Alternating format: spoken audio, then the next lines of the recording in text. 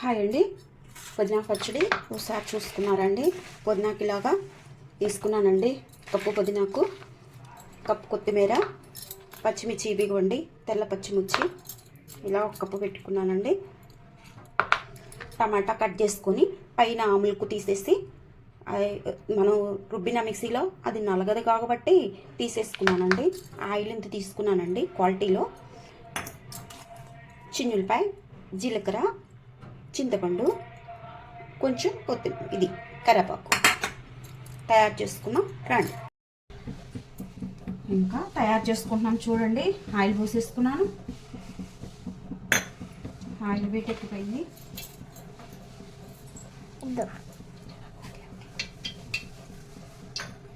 Oil వేటెక్కినాక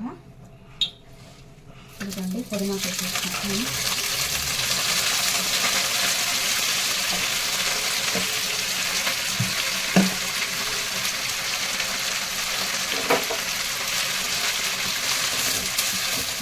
దీన్ని పుదీనాకు కొంచెం fry చేసుకోవాలండి.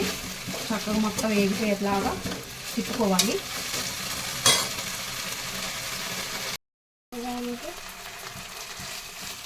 ఇదండి ఇలాగా వేగిపోయిందండి. చక్కగా కొంచెం ఇలాగా వేగినాక ఇలాగ ఈ క్వాలిటీలో వచ్చేస్తుందండి.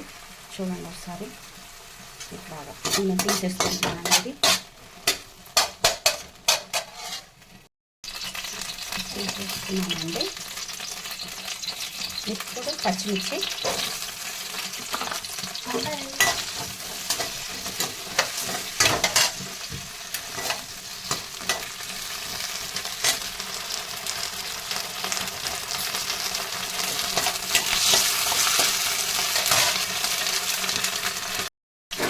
పచ్చిమిర్చి ఇలా అయిపోయిందండి.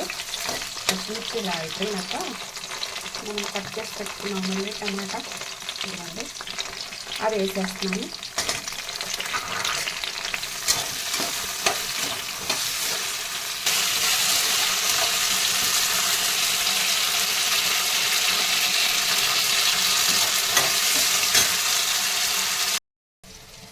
పచ్చిమిర్చి టమాటా ఇలా అయిపోయిందండి. అయిపోయినాక ఇది తీసుకున్న కొత్తిమీర వేసేస్తున్నానండి. కొత్తిమీర వేసేసినాక ఇదిగోండి చింతపండు కూడా వేసేస్తున్నాను. ఇదిగోండి కరివేపాకు తీసుకున్న కరివేపాకు వేసేస్తాను.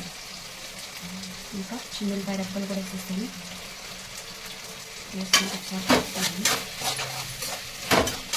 ఇది జీలకర్ర కూడా బాగా వేసేసేసాను.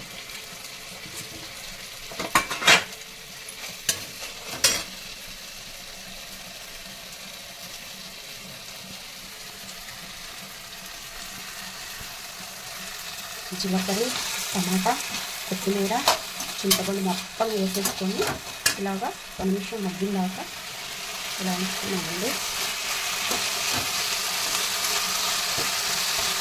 మగ్గిలాగా మొత్తం ఆ కొత్తిమీర అన్నది మొత్తం ఇలా దగ్గర పెట్టాలన్నమాట.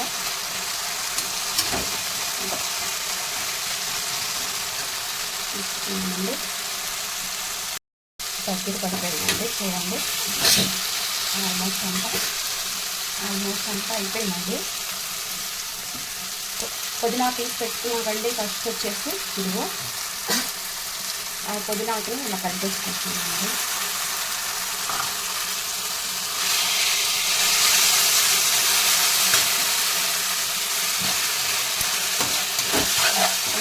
పుదీనాకు, టమాటా, పచ్చిమిర్చి అన్నీ ఒకేసారి ఇలా అనుకోండి.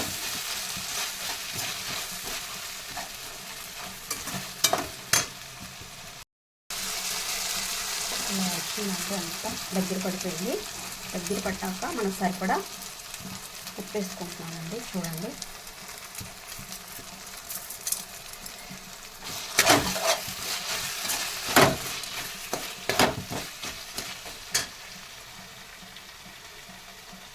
ఆల్మోస్ట్ అయిపోయిందండి. దీన్ని కొంచెం మిక్సీ పట్టేసేసుకున్నాం.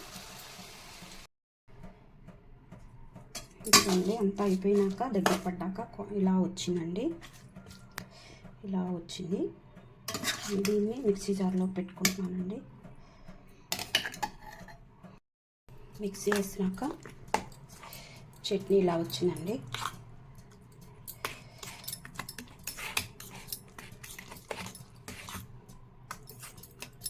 మొత్తం చట్నీ అంతా ఇలా వచ్చేసిందండి.